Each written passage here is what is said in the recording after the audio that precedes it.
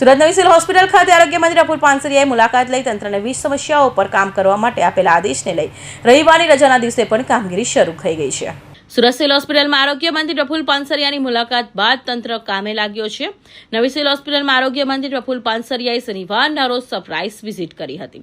આરોગ્ય મંત્રી પ્રફુલ પાનસરિયાએ અલગ અલગ વિભાગની મુલાકાત કરી સિવિલ હોસ્પિટલમાં સ્વચ્છતા, તૂટેલી ટાઇલ્સ સહિતની સમસ્યાઓ ધ્યાને આવી હતી।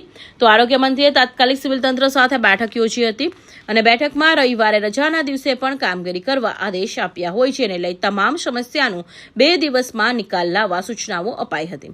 જેથી આરોગ્ય મંત્રીની સૂચના બાદ સિવિલ હોસ્પિટલ તમામ વિભાગે કામે લાગ્યું છે। માનનીય આરોગ્ય મંત્રી શ્રીની ગઈકાલની જે ઓચિંતી મુલાકાત હતી સિવિલ કેમ્પસની, એમાં રાઉન્ડ દરમિયાન જે કંઈ બાબતો એમના ધ્યાન પર આવી અને એમણે જે કંઈ અમને માર્ગદર્શન અને જે કંઈ સૂચનાઓ આપી એ સૂચનાનું અમલીકરણ અમારા હોસ્પિટલ પ્રશાસન તરફથી તાત્કાલિક જ ચાલુ કરવામાં આવ્યું છે। આપ જોઈ શકો છો કે પીઆઈયુ સિવિલ દ્વારા જે કંઈ ટાઇલ્સો તૂટેલી હતી ને જે કંઈ સમસ્યાઓ હતી તે તમામ કામગીરી આજરોજ હાથ ધરવામાં આવી છે। એ નવી ટાઇલ્સો નાખવાની કામગીરી ચાલુ થઈ ગઈ છે। અમારા તરફથી અમારા એસઆઈ અને સફાઈ કર્મીઓને કામે લગાડી અને સફાઈ અભિયાન કરવામાં આવ્યું છે, જેથી તમામ બાવા જાળાથી લઈને તમામ પ્રકારની સફાઈ પણ ચાલુ કરી દીધી છે।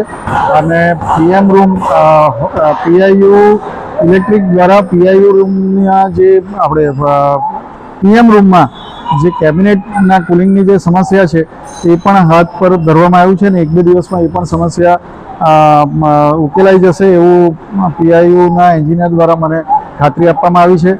તદુપરાંત તમામ ગેટ પર વ્હીલચેર સાથે એક કર્મચારી રહેશે એ પ્રકારની પણ વ્યવસ્થા કરી દેવામાં આવી છે। ગત રોજ આપ જાણો છો તેમ ઓર્થોપેડિક ઓપીડીની બહાર એક પ્લાસ્ટર વાળો જે ભાઈ બહાર હતો અને એવું કહેવામાં આવ્યું હતું કે વ્હીલચેર નથી આપી, પણ એ વ્યક્તિએ પોતે જ માનનીય આરોગ્ય મંત્રીશ્રીની હાજરીમાં જણાવ્યું હતું કે વ્હીલચેરની મેં માંગણી કરી નથી, મારી ગાડી આવી ગઈ છે એટલે ઝડપથી જવા માટે મેં જાતે જ આ રીતે હું મારા એમના રિલેટિવ દ્વારા આવી ગયા હતા।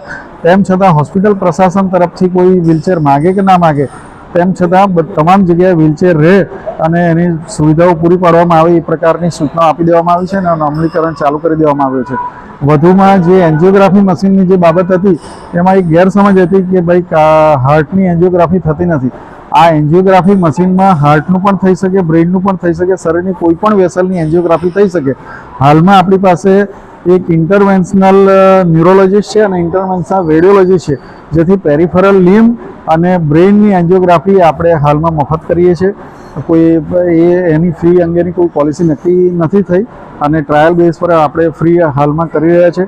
અને હાર્ટની એન્જિયોગ્રાફી માટે કાર્ડિયોથોરેસિક સર્જનથી લઈને કાર્ડિયાક ઓટીથી લઈને તમામ પ્રકારની વ્યવસ્થાઓને જે કંઈ સ્ટાફ જોઈએ એ હાલ સિવિલમાં ઉપલબ્ધ નથી। વધુમાં રાજ્ય સરકાર દ્વારા યુએન મહેતા તરફથી હાર્ટ અંગેનું તમામ કામગીરી કરવા કાર્ડિયોલોજી ડિપાર્ટમેન્ટ પૂરેપૂરું યુએન મહેતા તરફથી એના સેટેલાઇટ સેન્ટર તરીકે ડેવલપ કરવાની રાજ્ય સરકાર તરફથી